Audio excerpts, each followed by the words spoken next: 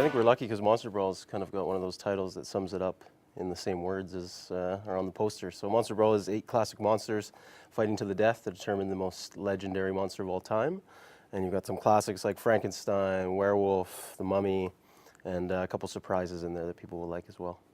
Yeah, it's a really fun ride. It goes into the monster's history and kind of the genesis of each monster, and then they're summoned to this ultimate battle, fight to the death kind of scenario. And the director had a really cool vision and made it really fun, and it's just like a roller coaster. It has all kinds of ups and downs, and there's really something for all kind of moviegoers. It's a perfect festival to be at because there's, you know, everyone's looking for something fun, and you know, it's a great kind of movie. You can throw popcorn at the screen and you know, just be right in there with the monsters. So. Monster Brawl was thought up about a year and a half ago. We wanted to make something fun for the fans, something with, you know, monsters in it.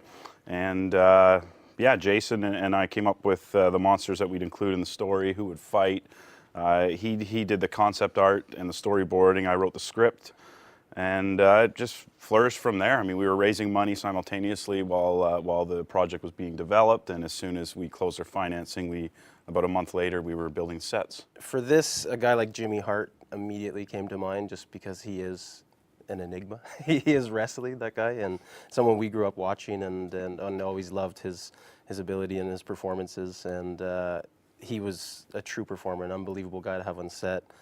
Didn't miss a beat. Didn't eat on set, didn't drink water, just said, let's get it done, and powered through all day long. Yeah, he loved the script, and he was a huge supporter of it, and yeah, he was so enjoyable to work with. We wanted to appeal to, obviously, the horror and genre fans, so we knew we wanted to get a couple names in there.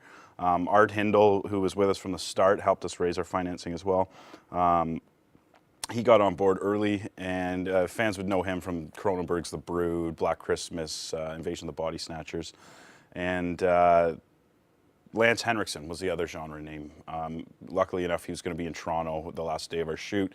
So, I mean, we were just, you know, dumbfounded. It was like a month before that, we were bartenders and drywallers and had odd jobs. And the stars aligned. And a month later, we're sitting in a recording booth with Lance Henriksen. So that sort of satisfied the horror element, and then for wrestling, I mean, Jimmy Hart was always on our mind.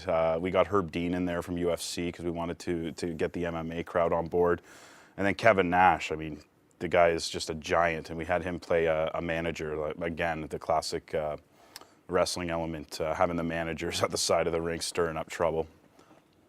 And yeah, I mean, cast was sensational. Dave Foley brings in a comedic level. Hindle and Foley lived in the small village of 500 people in the 70s called Creemore, Ontario, and my family lives there to this day. So it's sort of like a homecoming. We last summer bringing those guys out. We always knew it was on us to get the horror and monsters right, but for wrestling, I mean, we just don't know the technical things. So we brought on like just a tremendous team of amateur wrestlers from Ontario.